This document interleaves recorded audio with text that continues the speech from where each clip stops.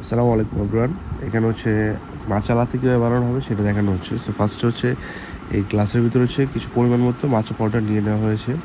So এবার হচ্ছে হালকা একটু মিল্ক ওয়ার্ম করে নেওয়া হবে মিক্সিং পারপাসে, যাতে হচ্ছে মাচা পাউডারটা ভালো করে মিক্সিং করে দেন হচ্ছে মাচা লাতেটা বানানো হয়। সো মাচা লাতে বানাতে গেলে অনেক অনেক রকমের ফ্লেভার ইউজ করে, যাতে জাস্ট সুইট পারপাসে, যাতে একটু সুইটটা লাগে। সো সেক্ষেত্রে হচ্ছে আবার অনেকে হচ্ছে রটাই ট্রাই করে, সেখানে হচ্ছে রটাই বানানো হচ্ছে জাস্ট মাচা পাউডার সাথে হচ্ছে একটু ওয়ার্ম মিল্ক, সেটাকে মিক্স করে নেওয়া হচ্ছে ব্যাম্বু হুইসার দিয়ে। ব্যাম্বু হুইসারটা অনেক হচ্ছে একটা ইউজফুল থিংস ফর মাচা পাউডারটা সহজ হচ্ছে মিক্স হতে চায় না। সো আপনি যদি ব্যাম্বু হুইসার ইউজ করেন, সো সেক্ষেত্রে হচ্ছে আপনি ইজিলি ব্যাম্বু হুইসার দিয়ে মিক্স করতে পারবেন। এটা হচ্ছে আপনি যে কোনো অনলাইন শপ থেকে পেয়ে যাবেন। সো এটা মাচা পাউডার মিক্সিং পারপাসে অনেক হেল্পফুল একটা থিংস।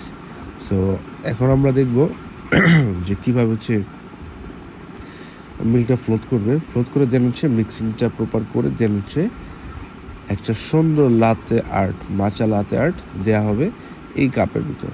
সো দেখুন,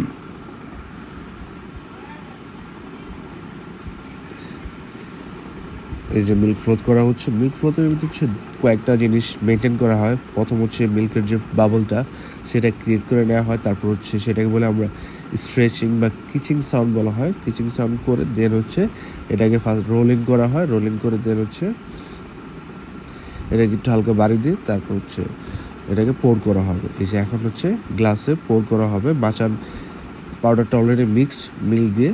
এখন হচ্ছে এই গ্লাসের ভিতরে জাস্ট মিল দিয়ে পোরিং করে সুন্দর একটা আর্ট পরিবেশন করা হবে।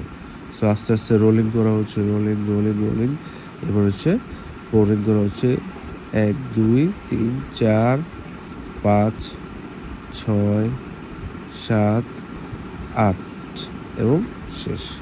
সেই দেখতে পাচ্ছেন যে কীভাবে সুন্দর করে একটি মাচা লাতে মেক করা হয়েছে উইদাউট এনি ফ্লেভার, জাস্ট মাচা পাউডার আর মিল্ক দিয়ে। অনেকে ওয়ার্ম ওয়াটার